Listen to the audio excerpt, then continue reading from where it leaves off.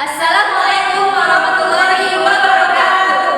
Perkenalkan kami dari kelompok 5 yang beranggotakan saya Lestari Fatmawati, saya Halimah, dan saya Hamidah. Di sini kami akan menjelaskan materi tentang memahami media proyeksi dan non-proyeksi. Untuk penjelasan lebih lengkapnya, yuk simak video ini.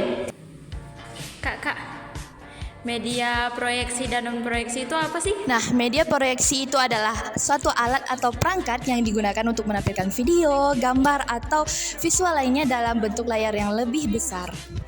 Media proyeksi terbagi menjadi dua jenis. Yang pertama itu media proyeksi dan yang kedua itu media non-proyeksi. Nah, memahami dari karakteristik masing-masing jenis media proyeksi ini bisa membantu guru memilih alat yang lebih efektif untuk alat bantu ketika mengajar. Kakak, jenis-jenis media proyeksi itu apa aja sih? Nah, jenis-jenis media proyeksi itu satu ada media slide, yang kedua itu ada media film, dan yang ketiga itu ada media digital. Media slide berupa dari proyektor dan presentasi multimedia termasuk dalam kategori ini. Lalu yang kedua media film, yaitu berupa video, film, dan animasi, merupakan contoh media proyeksi yang dapat menampilkan gambar bergerak. Lalu yang ketiga ada media digital, di mana media digital itu termasuk dari komputer dan alat-alat interaktif lainnya. Kak, ada nggak sih kelebihan dan kekurangan dari penggunaan media proyeksi ini? Ada dong, kelebihannya itu mampu menyajikan media visual yang sangat menarik. Nah, kekurangannya itu bisa membuat kita ketergantungan terhadap teknologi.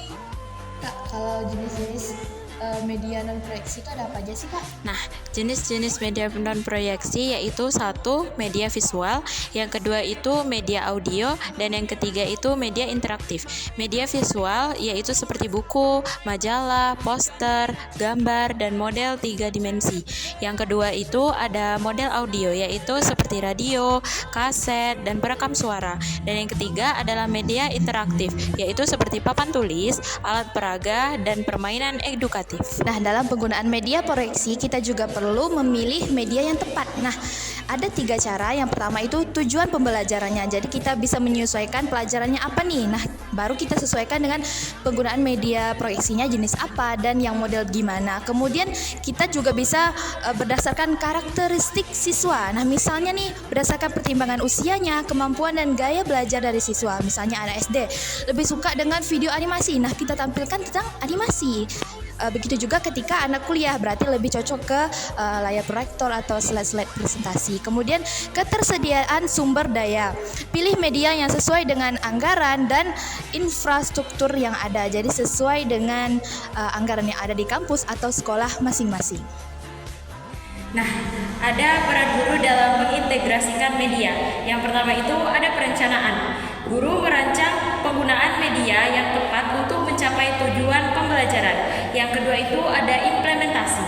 Di sini guru mengintegrasikan media proyeksi secara efektif dalam pembelajaran. Lalu yang ketiga atau yang terakhir yaitu evaluasi.